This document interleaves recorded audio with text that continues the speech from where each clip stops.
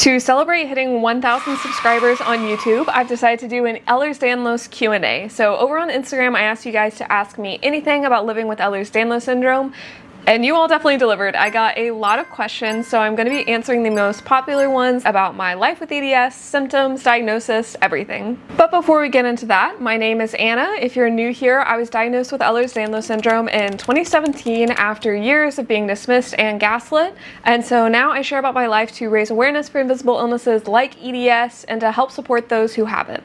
Question number one is, what type of EDS are you diagnosed with? I would say this is probably one of the most common questions I get asked. I have type 3 hypermobile Ehlers Danlos syndrome.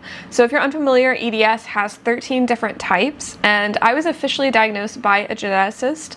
And so they did test me for the other more rare types like vascular EDS, because my family has a history of things like aneurysms that seem more to go along with vascular EDS. Thankfully, I did not have that one. That is one of the more dangerous ones, but hypermobile Ehlers Danlos definitely isn't easy to deal with. I know it's very common and a lot of people think it's the same as just having hypermobility, but it's not. It's Ehlers Danlos syndrome. There's a lot more that goes into it than being hypermobile, but that's the type that I have. Question number two, where do you wish you had started?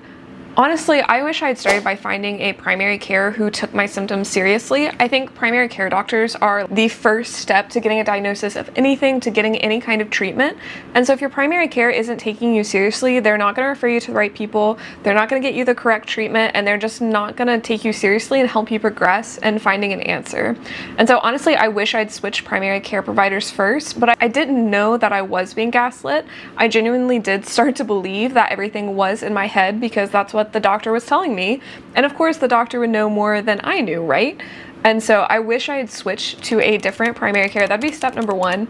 And then step number two is I wish I just immediately gotten a referral to a geneticist, because a geneticist can test for so many different things. They can rule out so many things. They just know so much more about these rare diseases. So I wish I had just, one, gotten to a good primary care, and then two, gotten a referral to a geneticist, especially since you have to wait for months for these appointments. I think I waited 3 months for mine, and now it's up to 6 months wait for a geneticist. So I wish I'd done that right at the beginning. Question number three, are clicking, cracking, luxating joints relevant, or is it more about being flexible? So I'm actually not even that flexible. So I think any kind of joint problems really play into Ehlers Danlos syndrome.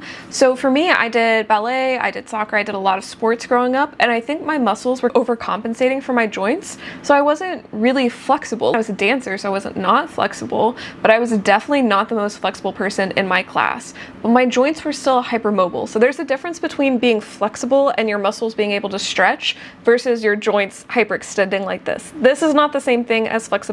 This is hypermobility. And so I'd say number one, make sure you know the difference between flexibility and hypermobility. And number two, any kind of joint problems can be caused by Ehlers Danlos syndrome, but they can also be caused by something else. So I'd say any kind of joint problems are worth getting checked out. Pretty much everyone with Ehlers Danlos syndrome is going to have joint problems, but that doesn't necessarily mean that your joint problems equate to EDS. Number four, going along with the previous question, best tips for joint management. Honestly, this is something that I'm still figuring out and I'm still learning a lot about. I think there's two steps. One is stabilizing your joint, and two is reducing your joint pain. So for stabilizing your joints, the absolute best thing you can do is strength train. But I know that can be really difficult to start doing. When you have EDS, you probably have some comorbidities like POTS that can make it really difficult to work out. So I do actually have a workout guide I made for Ehlers Danlos syndrome. This is personally what I used to start working out again, and what I'm going to use to start working out again, because I've taken about a 6-month break. And so I find that strength training is super helpful for stabilizing your joints, and stabilizing your joints reduces your pain. So if you're not at a point that you can strength train or work out, I would really recommend using some kind of brace or ACE bandage.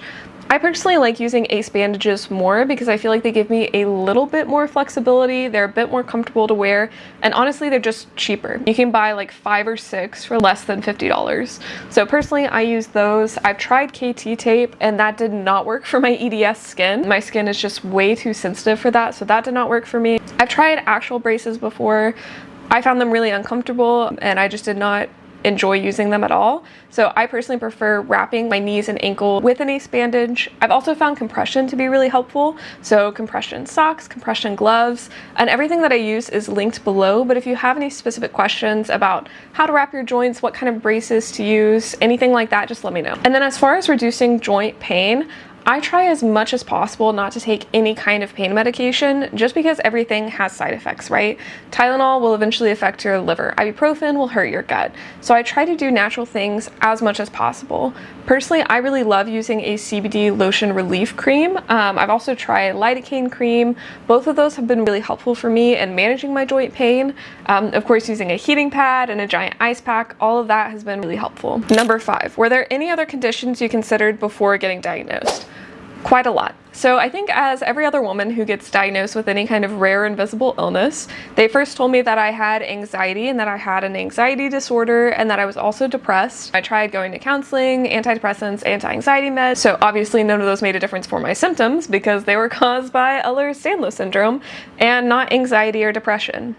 Who knew? But they also started off by ruling out the most obvious things first. So once we finally convinced them that it wasn't anxiety or depression for me, they tried to diagnose me with IBS, but that was just one part of it.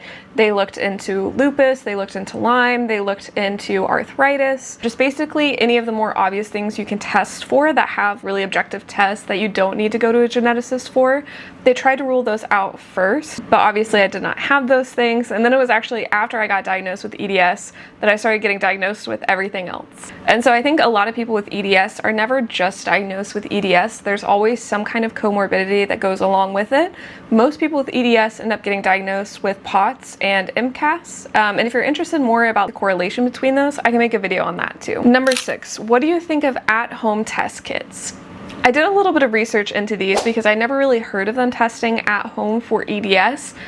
Honestly, I do not recommend them. Here's why. Number 1, they're going to be expensive to do.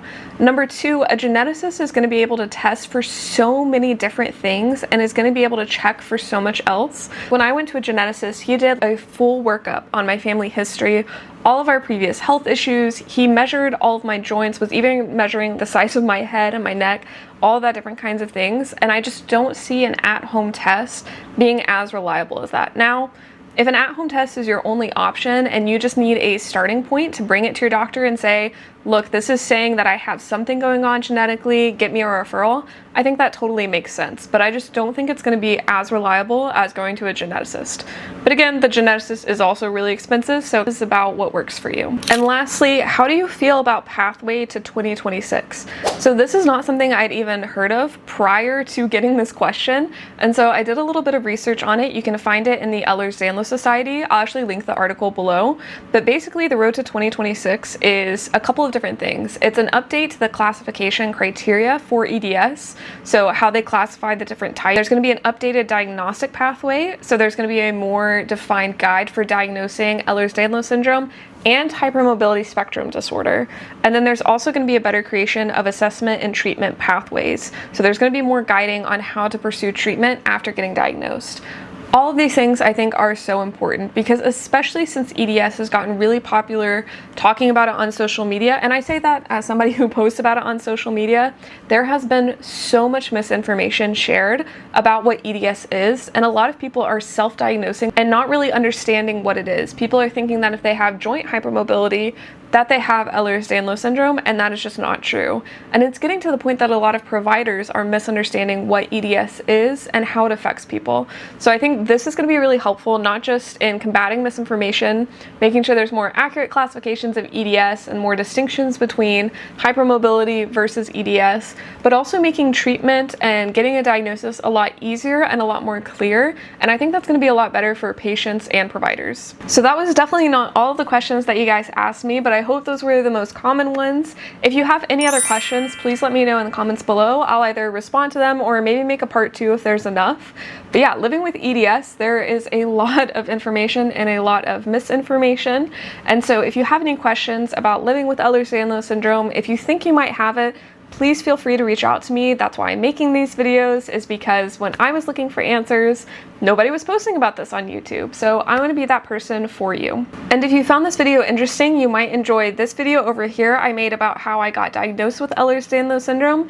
It is a full in-depth video about the entire process and some tips for getting it to go a little bit smoother. Thank you for watching this video, and take care of yourself.